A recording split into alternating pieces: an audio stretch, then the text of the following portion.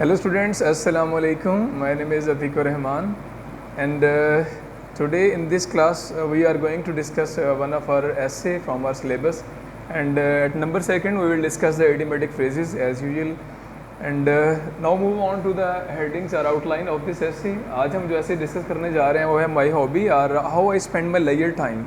मैं अपना फालतू टाइम कैसे स्पेंड करता हूँ या मेरा मशगला क्या है. आउटलाइन देखेंगे. फर्स्ट ऑफ ऑल हम इंट्रोडक्शन डिस्कस करेंगे, then at number second we will discuss what is hobby. At number 3 different people different hobbies. Number 4 my hobby gardening, and then gardening an art. And at number 6 pleasures of gardening. Number 7 importance of gardening, devotion and fondness with my hobby, and at last we will discuss the gardening a source of inspiration, and then we will discuss the conclusion of this essay. इस essay का जो link है वो आपको description में मिल जाएगा और notes से हम ये essay डिस्कस करेंगे. So let's start from very first line of this essay. In this age of materialism, इस मादी दौर के अंदर वरीज़ एंड एग्जाइटीज़, परेशानियों और तकलीफ़ों के दौर के अंदर मैंस स्ट्रगल एंड एफर्ट, इंसान की कोशिशें इज़ नेसेसरी, ज़रूरी हैं फॉर सर्वाइवल, उसके बका के लिए. यानी इस परेशानी और तकलीफ़ के मादी दौर के अंदर इंसान को अपने बका के लिए कोशिशें करना पड़ेंगी. He has to toil from down to dust, उसे सुबह से लेकर शाम तक सख्त मेहनत करना पड़ेगी. ही नीड्स सम प्लेजेंट, और जब वो ऐसा करेगा उसे कुछ आराम की ज़रूरत होगी. To lighten his burden of monotony, ताकि उसकी जो रूटीन है, उसकी जो यकसानियत से भरपूर रूटीन है, उससे छुटकारा हासिल कर सके. He needs leisures and idle hours, उसे फालतू टाइम यानी फारग टाइम चाहिए होगा. To soothe his perturbed feelings and troubled soul, ताकि तकलीफ़ दे उसकी जो रूह और परेशान कन उसका जो टाइम है उससे निजात हासिल कर सके. इफ़ ही डजेंट रिलैक्स, अगर वो रिलैक्स नहीं कर पाएगा, आराम नहीं करेगा, his life become dull and gloomy and he himself becomes peevish, तो उसकी ज़िंदगी उकताहट से भरपूर परेशानी वाली बन जाएगी और वो खुद उकता आ जाएगा अपनी ज़िंदगी से. The constant hard work of daily routine, और रोज़ का जो थका देने वाला काम है. Rust is talent and efficiencies, ये इंसान की काबिलियत को और इंसान की जो काम करने की सलाहियत है उसको जंग आलूद कर देता है. Physical and mental exertions leave him utterly exhausted, और जो जिस्मानी और जहनी काम है ये इंसान को मुकम्मल तौर पर थका देते हैं. And after the whole day's work, यानी पूरे जो दिन का काम है, इसके बाद अगर इंसान रेस्ट नहीं करता, अपने लिए टाइम नहीं निकालता, तो यकीनी तौर पर ये पूरी दिन की जो रूटीन है इंसान को थका देगी. W.H. Davis मोर्न such a way of life in this way, W.H. Mauryan भी इस तरह की ज़िंदगी को ऊपर जो वो मॉर्निंग करता है, अफसोस करता है, मातम करता है. यानी फुल डे वर्क और इंसान का अपने लिए टाइम ही अगर नहीं निकालता, तो इस लाइफ को W.H. डेविस ने बड़े अच्छे से एक्सप्लेन किए और कहते हैं कि what is this life a full of care, we have no time to stand and stare. कि ये ज़िंदगी क्या ज़िंदगी है अगर ये परेशानियों से भरी हुई है. हमारे पास ना देखने के लिए टाइम है और ना हमारे पास कुछ कहीं खड़े होने के लिए टाइम है. The word hobby is drive from hobby horse. Word hobby जो ये डिराइव किया गया है from word hobby horse which is a stick fitted with a wooden horse and on which a small children ride for amusement. यानी वो horse जो छोटे बच्चे खिलौने के तौर पर खेलते हैं, जिसके कानों में से एक वो इस तरह की स्टिक निकाली जाती है, जिसको पकड़ के बच्चे उस पर झूला लेते हैं, उससे ड्राइव किया गया ये वर्ड है. Hobby is a useful work, ये एक मुफीद काम है. Which is done in spare time, जो फालतू टाइम में किया जाता है. फॉर प्लेजर्स, खुशियों के लिए, विदाउट एनी मॉनेटरी बेनिफिट, और इस काम करने का मकसद कोई पैसा कमाना, कोई इनकम नहीं होता, यानी कि मादी फ़ायदे इसका मकसद नहीं होता. This occupation is quite Appert from the regular profession, और ये काम जो इंसान का प्रोफेशन होता है, जो पेशा होता है, उससे बिल्कुल हट के होता है. A person's hobby may be N occupation, हो सकता है कि किसी बंदे का मशगला ही उसका काम हो, पेशा हो. ऑफ अनदर पर्सन, यानी एक बंदे का हो सकता है कि वो हॉबी हो, मशगला हो, और हो सकता है कि दूसरे बंदे का वही काम जब वो यानी कि उसका प्रोफेशन हो, पेशा हो. An occupation is a regular work, पेशा एक बाकायदा किया जाने वाला काम होता है. Which is done to earn bread and butter, जो किया जाता है रोज़ी रोटी कमाने के लिए. Hobby invigorates both our body and soul, मशगला हमारे जिस्म और हमारा दिमाग, हमारी रूह की बहाली के लिए किया जाने वाला काम है. It breathes new life into a lethargic and lazy body, और मशगला ऐसा काम है जो एक सुस्त और काहिल जिस्म के अंदर एक नई जान डालता है. देयरफॉर इसलिए hobby is a felicitous activity, ये एक बेहतरीन किया जाने वाला काम है। To refresh body and brain, जो हमारे दिमाग को और हमारे जिस्म को तरोताज़ा करता है। It is persuade only recreation, यानी ये तफरीह का एक बेहतरीन और खालिस तरीन ज़रिया है। आफ्टर हार्ड लेबर, सख्त मेहनत के बाद, hobby provides us a cheap source of entertainment and amusement. मशगला हमें सस्ता तरीन ज़रिया फ्राहम करता है खुश होने का और बेहतरीन टाइम स्पेंड करने का। It saves us from the dull routine of life and gives us an activity, ज़िंदगी की बोरियत कर देने वाली जो रूटीन है उससे जान छुड़वाता है। And gives us an activity, और एक ऐसा अमल हमें फ़राहम कर रहे हैं when we have nothing to do, कि हम उस वक़्त में कुछ ऐसा करें जब हमारे पास पेशा वराना काम करने के लिए कुछ नहीं है। According to Oscar Wilde, one must be serious about something if one wants to have any amusement in life. अगर ज़िंदगी में तफरीह चाहता है इंसान, अगर ज़िंदगी में खुशियाँ चाहता है, तो इंसान को किसी भी काम के बारे में लाजमी लाइफ के अंदर सीरियस होना चाहिए। There is no dearth of hobbies in this world. इस दुनिया के अंदर जो मशागिल हैं उनकी बहुत ज़्यादा अक़साम हैं।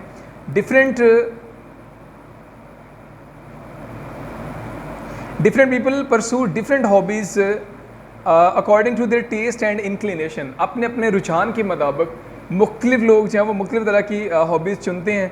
Hobbies such as fishing, boating, small games, hunting can be classed as being exclusive for men. ये वाली कुछ हॉबीज़ ऐसी हैं जो ख़ास कर मर्दों के लिए, यानी कि जैसे फ़िशिंग करना, बोटिंग करना और उसके अलावा हंटिंग, शिकार वगैरह करना, यानी ख़ास खूबियाँ जो मंसूब की जाती हैं मर्दों के साथ। Women generally takes up hobbies like knitting. ख़वातीन आमतौर पर जो मशागिल इख्तियार करती हैं उनमें निटिंग है, यानी कि बुनाई करना चीज़ों की, नीडल वर्क क्या नाम है, सुई से काम करना, इंटीरियर डेकोरेशन और तज़ीन व आराइश का काम, और होम मैनेजमेंट या घर की देखभाल का काम। आमतौर पर ये वो हॉबीज़ हैं जो ख़वातीन के साथ मंसूब की जाती हैं। हॉबीज़ लाइक स्टैम्प कलेक्टिंग, और कुछ और भी हॉबीज़ हैं जैसे कि मोहरें इकट्ठी करना, सिंगिंग, गाने गाना, डांसिंग, गॉसिपिंग, गपशप करना, फ़ोटोग्राफी करना, पेंटिंग, वुड कार्विंग, लकड़ी के ऊपर काम करना, पिक्चर कलेक्शन, तस्वीरों को इकट्ठा करना, कॉइन कलेक्टिंग, सिक्के इकट्ठे करना, एंड रीडिंग बुक्स और किताबें पढ़ना can be pursued both by man and women. ये वो हॉबीज़ हैं जो कॉमन है, जो दोनों मर्द और औरतें दोनों के साथ मंसूब की जाती हैं। Hobby being a personal pursuit, चूँकि ये एक ज़ाती तौर पर किया जाने वाला काम होता है।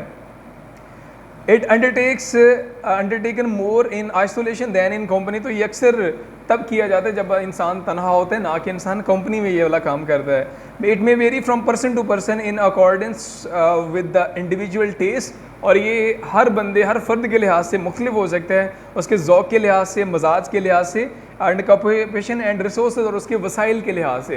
यानी हर बंदा इसको अपने अपने वक्त के मुताबिक और अपने अपने तरीक़ेकार के मुताबिक करता है, क्योंकि ये एक पर्सनल परसूट है, एक ज़ाती खुशी के लिए किया जाने वाला काम है। Sir Winston Churchill pursued painting as is hobby. Like Winston Churchill जो थे, फर्स्ट लेसन भी हम फर्स्ट हीरो के अंदर भी पढ़ेंगे इसके बारे में, सर विंस्टन एस चर्चिल के बारे में। उनकी जो हॉबी थी वो थी पेंटिंग। लॉर्ड सेलिसबरीज हॉबी ले इन केमिकल लेबॉर्ट्री। लॉर्ड सेलिसबरी जो था वो केमिकल लेबॉर्ट्री में काम करना, कीमिया लेबॉर्ट्री के अंदर काम करना उसकी हॉबी थी। Einstein hobby was to play upon the violin. Einstein की हॉबी जो थी वो वायलिन को प्ले करना था। While Bernard Shaw was immensely delighted in growing vegetable. Bernard Shaw जो राइटर था वो बहुत ज़्यादा सब्जियाँ उगाना जो थी वो उसकी हॉबी थी। It is because Phyllis McGinley says a hobby a day keeps the doldrums away. मशगला एक ऐसी एक्टिविटी है जो इंसान की बोरियत वाले टाइम को उससे दूर रखती है।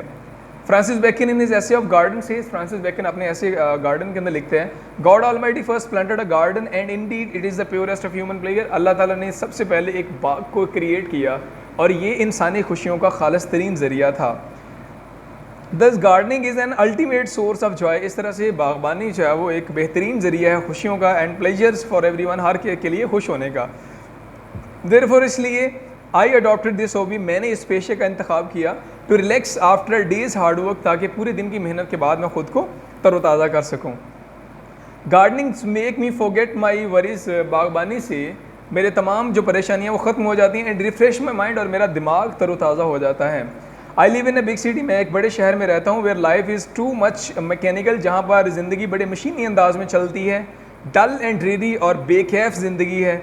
It is wide to peace serenity, calm and quietness, और यहाँ पर अमन, सुकून और जो जहनी एक कैफियत है वो यहाँ पर शहरों के अंदर बहुत कम होती है। I often desire to do some recreational activity, अक्सर दिल करता है कि मैं कोई तफरीही काम करूँ, to get rid of this tedious and boring life style, ताकि ये थका देने वाला और उकताहट से भरपूर जो मेरी ज़िंदगी का स्टाइल है उससे मैं जान छुड़वा सकूँ। फॉर दिस पर्पज़, इस मकसद के लिए, I have made up a very beautiful log in front of my house, मैंने अपने घर के सामने एक बड़ा बेहतरीन लॉन जो बनाया हुआ है। From the garden of plants do I move towards the garden of inner joins, जब भी मैं अपने बाग के अंदर दाखिल होता हूँ तो राइटर कहता है कि असल में मैं इनर जॉइस वर्ल्ड, मैं अपने अंदर की दुनिया में दाखिल हो जाता हूँ। फ्लावर्स डांस ऑन लीव, बाग के अंदर फूल दिखाई देते हैं डांस करते हुए, पत्ते दिखाई देते हैं। And ideas dance on heart beats and mind, और जो ख्यालात होते हैं वो मेरे दिल के अंदर डांस करते हुए दिखाई देते हैं।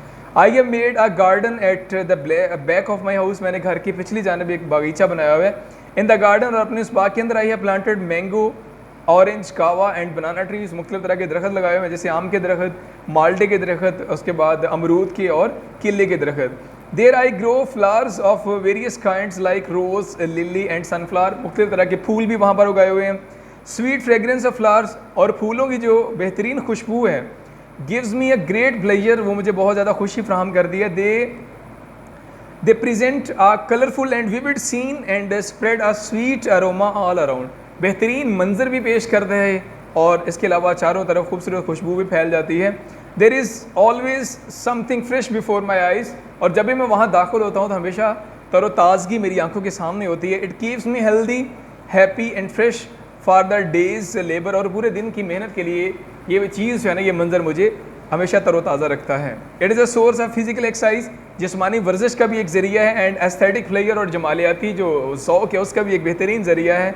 और Luther Burbank says, flower always make people better, happier and more helpful, फूल यानी कि फूलों का देखना, फूलों की खुशबू इंसानों को हमेशा बेहतरीन, हमेशा खुश और हमेशा मददगार साबित होते हैं।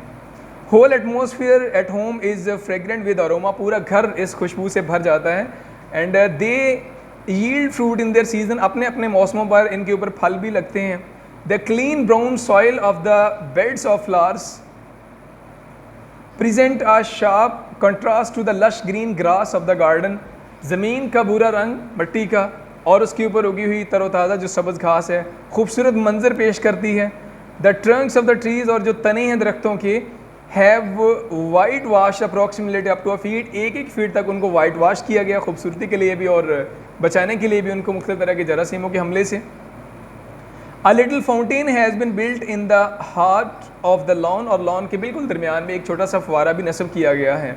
When it sprinkle its light sure, जब ये अपनी क्या नाम है पानी फेंकता है, इट लुक्स फैसिनेटिंग, तो मंजर इंतहाई दिलकश होता है, खूबसूरत होता है। Then the water of the fountain flows to the beds of flowers and trees, तो फूलों और जो दरख्तों की क्यारियाँ हैं पानी बहता हुआ उधर चला जाता है।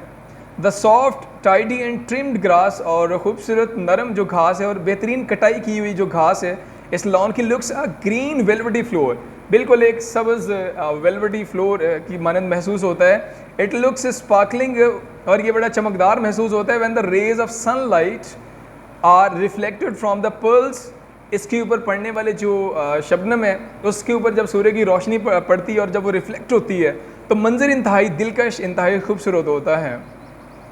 ब्रीफली स्पीकिंग, और मुख्तसरन अगर बताया जाए, the lawn and garden of my house are so attractive, कि मेरे घर का लॉन इतना दिलकश है, that they are the persuasive proof of my devotion and dedication to my hobby, कि ये एक बेहतरीन सबूत फराहम करता है कि मैं अपने पेशे के साथ कितना, अपने इस काम के साथ कितना डेडिकेटेड हूँ।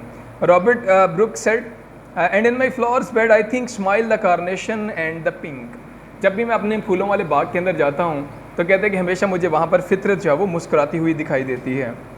There is adequate growth of vegetable in the compound of the house, घर के एक हिस्से में मैंने काफ़ी सब्जियाँ भी लगाई हुई हैं। देयर फॉर इसलिए we seldom purchase any vegetable from बाज़ार, हम बाज़ार से कभी कभार ही कोई जो है वो सब्ज़ी खरीदते हैं। Gardening provides me a good exercise for the day, बागबानी मुझे पूरे दिन के लिए बेहतरीन वर्जिश भी फ्राहम करती है। It keeps me happy, healthy and refresh, मुझे तरोताज़ा रखती है और मुझे सेहतमंद भी रखती है। It is my sincere friend and inspire me when ever I am depress, जब कभी मैं उदास होता हूँ तो ये चीज़ मुझे हमेशा तरोताज़ा रखती है। When I cast glance at my small garden, जब मैं छोटे से बाग की तरफ नज़र डालता हूँ, and see the beautiful dancing flowers, और नाचते हुए खूबसूरत लहलहाते हुए फूलों को देखता हूँ, माई हार्ट ब्लॉसम्स, तो मेरा दिल जो है वो भी खिल उठता है।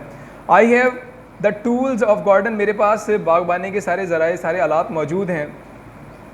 I have to do a lot of work with my hand and prepare the land and manure it. मैं अपने हाथों के साथ यहाँ पर काम करता हूँ, हाथों के साथ यहाँ पे घास निकालता हूँ और यहाँ पर खाद भी डालता हूँ। I water my plants regularly, मैं बाकायदगी से पानी देता हूँ अपने पौधों को। And protect from the extreme weather, और इंतहाई मौसम से अपने पौधों को बचाता हूँ। I have prepared many beds in it, मैंने इसके अंदर बहुत सारी क्यारियाँ बनाई हुई हैं। Douglas says, Earth is here so kind that just tickle with her who and she laughs with the harvest. ज़मीन बड़ी मेहरबान है और इंसान को हमेशा फसल की शक्ल में खूबसूरत चीज़ फ्राहम करती है। I daily devote 2 hours for the maintenance of the beauty and loveliness of my garden. बाग की देखभाल के लिए, इसको मज़ीद खूबसूरत बनाने के लिए मैं 2 घंटे डेली निकालता हूँ। I daily dig the beds, क्यारियों की खुदाई करता हूँ, sprinkle water, पानी लगाता हूँ, over the trees, दरख्तों को और पौधों को, and apply manure to the plants to enrich the growth of garden, और खाद डालता हूँ ताकि मेरे बाग के अंदर उगने वाले पौधों जो हैं वो बेहतरीन पैदा हो सकें। I have also placed flower spots on both side of the gate, gate के दोनों जानब मैंने मुख्तलिफ तरह के फूल लगाए हुए हैं, एंड अलॉन्ग द वॉल, और दीवार के साथ। I daily look after and water them, मैं यहाँ पर रोज़ आता हूँ और इनको पानी भी लगाता हूँ। And then then the writer said, the beautiful verse of John Keats is, a happy, happy birth that can't shed your leaves nor even bid the spring adieu. बेहतरीन टाइम, बेहतरीन मौसम तब होता है, बेहतरीन खूबसूरत मंजर तब होता है जब जो दरख्त होते हैं, जो पौधे होते हैं, अपने फूल फ्राहम करते हैं, देखने के लायक खूबसूरत नज़ारा होता है। Whenever I get tired, जब कभी मैं थक जाता हूँ, I got to beautifully oriented garden and my dullness vanishes. बाग में चला जाता हूँ और मेरी उकताहट, मेरी बोरियत ख़त्म हो जाती है। And one feels happy when hears the song of the bird sitting in the branches of the trees, और जब वहाँ पर दरख्तों के ऊपर बैठे हुए परिंदों को सुनता हूँ तो दिल जो वो खुश हो जाता है। गार्डनिंग इज़ माई पैशन, ये मेरा जज्बा है। It inspires me to do something new, हमेशा मुझे कुछ नया करने पर मजबूर करता है। विद एवरी न्यू फ्लावर, हर नए खिलते फूल के साथ, देयर इज़ न्यू हैप्पीनेस, मुझे नई खुशियाँ मिलती हैं। I keenly observe the proceeding and growth decay in nature, मैं बड़ी गहराई से मुशाहिदा करता हूँ क्या नाम, मौसमों का आना, मौसमों का जाना, फितरत का तब्दील होना। And praise in majesty of God, और अल्लाह ताला की तारीफ़ बयान करता हूँ। With the grace of Almighty God, और अल्लाह की मदद के साथ। I have no such a disease related to gardening, बागबानी से मुतल्लिका, यानी इसको करने की वजह से मेरे अंदर कोई भी ख़ास बीमारी नहीं है, यानी एक्सरसाइज की वजह से मैं बिल्कुल फिट भी हूँ। माई hobby gardening keeps me in touch with the nature and God, मेरा पेशा बागबानी मुझे फितरत से भी करीब रखता है और मुझे मेरे खुदा से भी करीब रखता है। Hobbies are the meaningful and enjoyable, ये खूबसूरत और पुरमसरत चीज़ है। They are source of creation, recreation and gives delightful sensation during the free time, फ़ारग वक़्त के अंदर बेहतरीन तफरीह भी फ्राहम करते हैं। And life is continue struggle, life is a continue struggle, ज़िंदगी एक मुसलसल कोशिश है। If we rest we rest and if you work we shine, अगर हम रुकते हैं तो हम बर्बाद हो जाते हैं। If you work we shine, अगर हम काम करते हैं तो हम चमक जाते हैं। Moreover an empty mind is a devil's workshop, एक खाली दिमाग शैतान का दिमाग होता है। It is better for us to lead a busy life, बेहतर हम सब के लिए यही होता है कि हम एक बेहतरीन मसरूफ़ ज़िंदगी गुजारें। Struggle in life itself gives pleasures to man, और ज़िंदगी के अंदर खुशियाँ फ्राहम करती है इंसान को कोशिश। देयरफॉर, इसलिए hobby is interesting pursuit through which a person derive players. Hobby एक ऐसा मशगला, एक ऐसी एक्टिविटी, एक ऐसा काम है जिससे इंसान खुशियाँ हासिल करता है, रिक्रिएशन एंड अम्यूज़मेंट और तफरी हासिल करता है अपने फ़ारिग वक़्त में। My hobby reveals me the monotony and melancholy of mind, और मेरा मशगला यकीनी तौर पर मेरी उदासी को और मेरी परेशानियों का एक बेहतरीन ख़त्म करने का एक बेहतरीन ज़रिया है। इसके साथ ही ऐसे की रीडिंग कंप्लीट होती है और अब हम पढ़ते हैं अपने इडियोमेटिक फ्रेजेस की तरफ। सो let's start from first idiomatic phrase. आज हम 161 to 170 डिस्कस करेंगे हमारे सिलेबस में से। कॉल टू माइंड, नंबर 1 जवाब तलबी करना। Officer call the clerk to account for being absent, absent होने की वजह से ऑफिसर ने क्लर्क की जवाब तलबी की। कॉल टू माइंड जहन में लाना ही, let us call to mind the olden and golden days, आओ पुराने दिनों को जहन में लाते हैं, इन्हें याद करते हैं। कैरी वंस पॉइंट नंबर 3, बात मनवाना, he knows how to carry his point, वो जानता है कि अपनी बात कैसे मनवानी है। नंबर 4, कैरी द डे, कामयाबी हासिल करना, it is not easy to carry the day in election, election में कामयाबी हासिल करना आसान नहीं। नंबर 5, कैरी टू फार, हद से गुजरना, don't carry equals to far, लड़ाई में हद से मत गुजरें। एंड नंबर 6, कैरी वेट, बात का वजन रखना, my advice carry no weight with the chairman, मेरी बात का चेयरमैन के सामने कोई वजन नहीं था। Number 7, cast a slur upon, दागदार करना, he cast a slur upon his good name by his evil acts, बुरे कामों की वजह से उसने अपने नाम को दागदार किया। Number 8, cast a spell on, जादू कर लेना, beauty cast spell on everyone, खूबसूरती हर चीज़ पर जादू कर लेती है। Number 9 and second last, cast aside, मिस्तरद करना, don't cast aside the fear of God, Allah के डर को कभी भी मस्तरद या ख़त्म ना करें। And very last idiomatic phrase, cast pearls before swine, भैंस के आगे बीन बजाना, it is useless to cast pearl before swine, यानी एक बेवकूफ़ बंदे को समझाना बेकार चीज़ है। इसके साथ ही आज का हमारा लेक्चर कंप्लीट होते हैं। ऐसे की रीडिंग और इडियोमेटिक फ्रेजेस अच्छे से प्रिपेयर करिएगा और मिलती हैं नेक्स्ट लेक्चर में, तब तक अपना ख्याल रखिएगा। अल्लाह हाफिज़।